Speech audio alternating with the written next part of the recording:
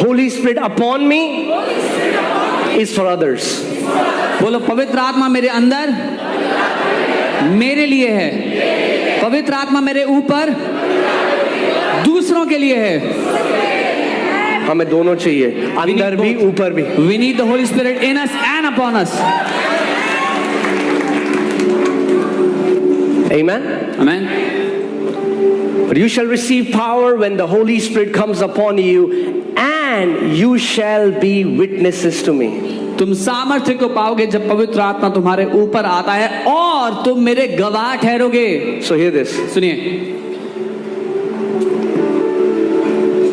क्या हमें गवाह बनाता है यीशु मसीह का? what makes us a witness of Lord Jesus? पवित्र आत्मा की सामर्थ। The power of the Holy Spirit.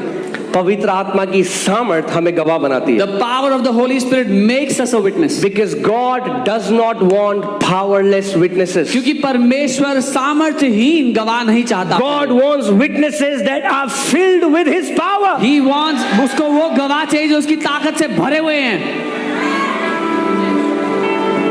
क्योंकि आप इस बात को समझिए, जब आप इस दुनिया में जाते हैं, जब आप किसी को यीशु के बारे में बता रहे हैं, आप क्या करें? आप डायरेक्ट कॉन्फ्रंटेशन में आ रहे हैं अंधकार के राज्य के, क्योंकि वो व्यक्ति अभी नया जन्म नहीं पाया उसने। Because when you go and tell people about Jesus, you are in a direct confrontation with the kingdom of darkness, because that person does not know Jesus yet. जब आप किसी बीमार के लिए प्रार्थना करने जा रहे हैं तो क्या हो रहा है? वो अंधकार की शक्ति है जिसने उसको बीमारी दे रखी है। When you go to pray for a sick, what is happening? It is the kingdom of darkness that has given that person that sickness. And शैतान को एक इतना ढीठ है, वो उसको एक ही भाषा समझ में आती है। And Satan can only understand one language because he is stubborn. उसको ग्रीक हिब्रू नहीं आती। He does not understand Greek and Hebrew. उसको केवल सामर्थ की भाषा समझ में आती है। He only understands the language of power.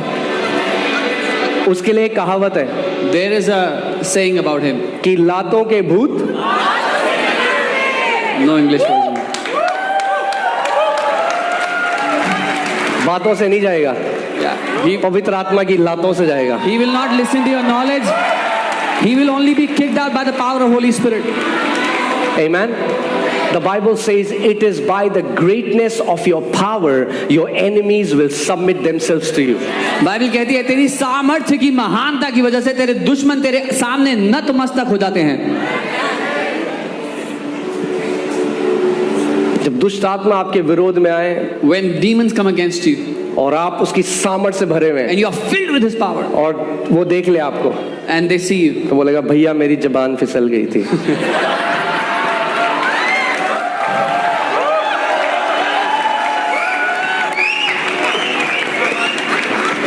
भैया हमसे गलती हो गई भैया। Amen. So परमेश्वर चाहता है कि आप जो वेसल हो, जो उसके बर्तन हो, वो उसकी सामर्थ से लबालब भरे हुए हो।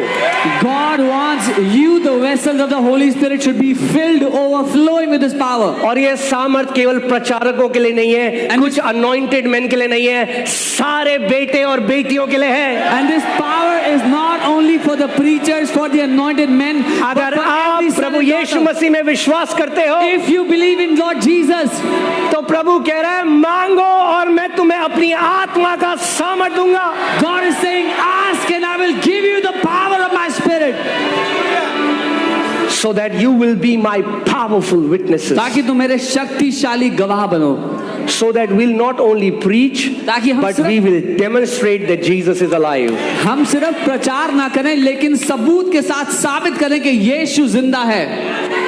जो आपसे कहता है ना कि क्या क्या सबूत है यीशु जिंदा है? He who asks you what is the proof that Jesus is alive? एक बीमार को चंगा करो, Heal a sick, उसको बोला अब तू कर, and then tell him to heal another sick. अब तू कर। Now you do it.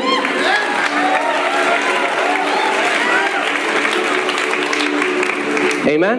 Amen.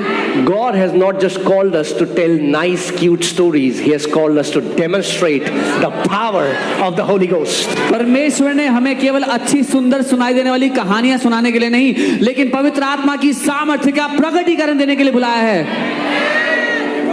1 Corinthians 4:20. I'll read it from the NLT version because it's beautiful. पहला कुरिन्थियों 4:20 NLT से पढ़ेंगे। For the kingdom of God is not just a lot of talk. क्योंकि परमेश्वर का राज्य बहुत सारी बातें नहीं है, It is living by God's power. लेकिन परमेश्वर की सामर्थ्य के द्वारा जीना है। The original manuscript says it is power. Kingdom of God is power. मूल भाषा में लिखा है परमेश्वर का राज्य सामर्थ्य है। Amen. And what qualifies you to receive it? और क्या आपको योग्य बनाता है उसको पाने के लिए? That you are a son. कि आप उसके बेटे हो।